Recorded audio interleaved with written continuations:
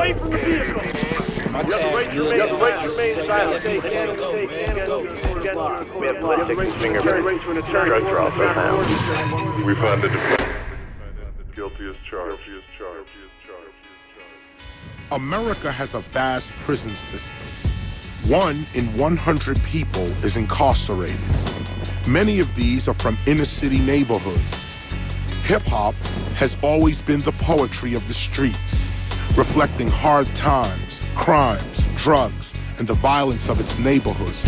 Look, I'm a survivor, living in this dog-eat-dog world. From street blocks to cell blocks, it's a raw world, and I'ma keep it gutter. So miss me with that cheap talk, mother. But rap artists are not always mere observers. Sometimes they participate in the very crimes they rhyme about. Being a teenager, you know what I mean, I was into some everything. One of the things I happened to be in was bank robbery. I was thinking street law, whatever the case, take the law in my own hands. And I took the law in my own hands and I shot at him. I was locked up for a murder and 2 attempted murders. You know, I wanted to experience every aspect of what gangbang brings. These street-minded actions, along with a criminal justice system never short on bias, and a prison industrial complex with a painfully high rate of repeat offenders, can lead a once successful artist to the bitter realization that talent and success are no means against becoming a part of the system. I'm a survivor, and there's no way out.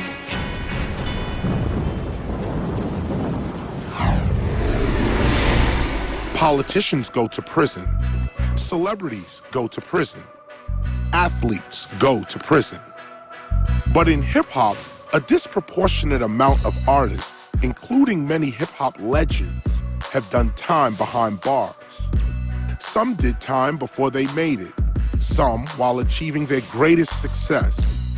One thing that remains constant, though, is an artist's willingness to embrace or exploit their prison experience, making it an integral part of their rap careers. Live from the belly, they got me behind the fence. I run shit from the inside, the fucking president of the infamous gang. Get a whiff for my stank. I got that icky, cotton picky shit that had you days. I'm a quadruple OG, a old soul, call me the reincarnation of the pharaoh with an O. It's amazing to see how many rappers make reference to their prison experience as a code of authenticity. On the cover of XXL magazine, we have Tony Yayo in a prison outfit. We have Lil' Kim coming out in an award show in a similar prison jumpsuit. We also find a number of albums. Beanie Siegel's The Becoming has him behind bars. Public Enemy's It Takes a Nation of Millions to Hold Us Back. There's a series of videos where we see rappers behind bars. Tupac has a video behind bars.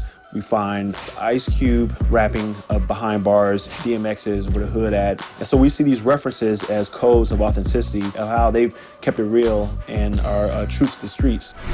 Are the words and actions of these incarcerated rappers serving as a cautionary tale? Or is prison being glorified as just one more way for urban youth and would-be rappers to earn their stripes? One thing that is certain is that while hip-hop behind bars is a widespread phenomenon, it is certainly not a new one. One of the forefathers of hip-hop, Slick Rick, was at the top of his game in the late 80s with a platinum-selling album and thriving hip-hop career. All of that was put on hold, however, when in 1990 he was convicted of attempted murder. Mark Plummer was my cousin. He was hired as a bodyguard and eventually started wanting to force money from me, almost like an extortion type of thing, which, you know, put me in danger and my family in danger. So at the time I was young, I was thinking street law, whatever the case, take the law into my own hands. And I took the law into my own hands and I shot at him. And that's how I caught this case in 1990.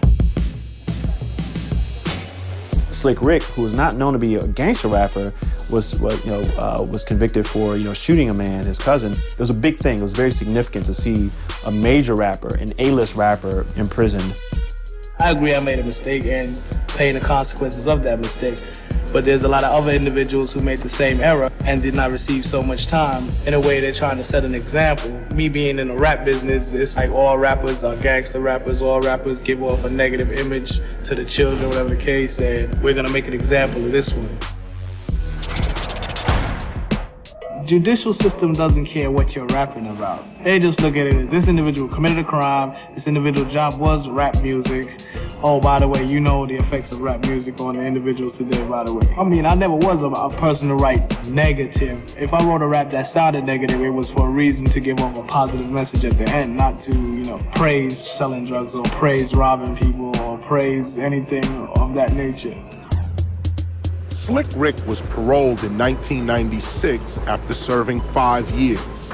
More than a decade later, another high-profile rapper finds himself caught between the studio and the streets and preparing for the cell block. Born Albert Johnson, Prodigy is part of rap duo Mobb Deep. With partner Havoc, they teamed up to release the highly acclaimed, the infamous, and Hell on Earth. They later released Murder Music, and in 2000, Prodigy released a solo album titled HNIC. After a hiatus, Mobb Deep signed with 50 Cent's G-Unit imprint. On October 26, 2006, Prodigy was driving around Manhattan with hip-hop producer The Alchemist. I made an illegal U-turn to get a parking spot, and when I parked, a 6Y cab, which is a yellow cab in New York that the police use, pulled right up on my car. And then another car pulled up from behind. They get out the cars, they tell me and Alchemist put our hands up. And then he just started searching my car without asking, you know what I'm saying? That's illegal search. While we sitting on the bumper, they find a gun in my car. In New York, unlawful possession of a firearm carries a 2-year sentence. But Prodigy was facing his 3rd gun violation, which carries a maximum sentence of 15 years. However, New York's finest offered Prodigy a get-out-of-jail-free card. Like 4 or 5 different occasions, the police pulled me out my cell and took me to like an interrogation room. First time they did it, they was like, yo, we let you walk right now. We rip up the police report. We'll forget about everything, you know what I'm saying, if you're willing to work with us. I'm like, what y'all talking about? You know what I'm saying? He like, well, you got anything on 50 Cent? You know anything about 50? I'm like, come on, what are you talking about? He like, would you be willing to plant some evidence in his car? Maybe like plant some drugs in his car or a gun? I'm like, y'all crazy. I ain't doing that shit. You know what I'm saying? And so they like basically tried to convince me to do that kind of shit.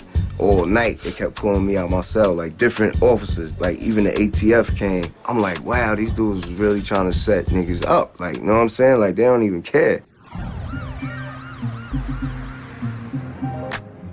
It wasn't the first time it's happened that he's been, caught or suspected to have a weapon, has been, went through the court system before. So it wasn't really much of a shock. When it came to a shock to me is when we had to take it to trial. In the trial, when the cops came, the arresting officers came, they was like saying shit like, when we walked up on the car, we seen them put a gun in the box, we seen them reaching in the box, like they was just lying. To sit in a courtroom and hear certain things that you know that's not true about your mate or your loved one, it makes you want to just stand up and speak your mind and, do anything you can to help that person. The first offer they gave me was 5 years when I first got arrested, you know what I mean? So when the cops started lying on the stand, the DA came to my lawyer, he was like, yo, I'll give you another offer for 3.5, you know what I mean, for if you cop out. It was 14 jurors, and I would say 1 Latin and the rest were Caucasian. So it was like, it wasn't no people of his peers, and being that the DA had it out for him and the police officers had it out for him during trial, it was wiser to take 3.5 than to go and try it and lose and get 15 years. I had to take the plea bargain because I seen what they was trying to do, you know what I mean? It was no way I could win. I think there was a good chance we would have won the case, but if you lose the case, I go home, and he's got to live with it. I wish he wouldn't have took it, you know what I mean? Because I'm going to miss him while he gone. He did the right thing for himself, man. So it is what it is. I got to do 3.5. January 9th, I got to go in. This trial has been going on for a year, pretty much.